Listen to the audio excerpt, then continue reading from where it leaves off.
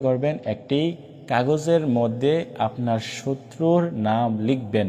আপনার শত্রুর নাম লিখে আপনি আমলটি করার জন্য একটি জায়নামাজ বিছিয়ে বসবেন। বসার পরে 3 বার ইস্তিগফার পাঠ করবেন, আস্তাগফিরুল্লাহ আস্তাগফিরুল্লাহ আস্তাগফিরুল্লাহ।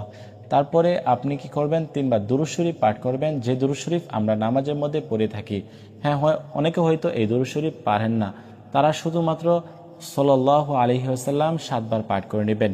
কিন্তু আপনি চেষ্টা করবেন যাতে দুরূদ শরীফ, এই দুরূদ ইব্রাহিমটা পড়ার জন্য 3 বার। তারপরে আপনি কি করবেন, সূরাতুল লাহাব 3 বার পাঠ করবেন। সূরাতুল লাহাব আমি পাঠ করতেছি, আপনারা দেখেন। আউযু বিল্লাহি মিনাশ শাইতানির রাজীম, বিসমিল্লাহির রহমানির রহিম।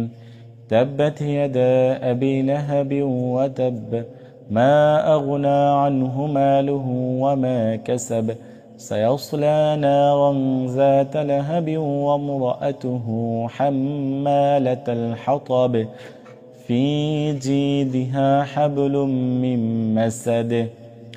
এরকমভাবে আপনি 3 বার পাঠ করবেন। এরকমভাবে পাঠ করা 3 বার পাঠ করা শেষ হলে 3 বারই আপনাকে শত্রুর নামের উপরে ফু দিতে হবে। হ্যাঁ, শত্রুর নামের উপরে আপনি 3 বার ফু দিবেন, 3 বার পরে।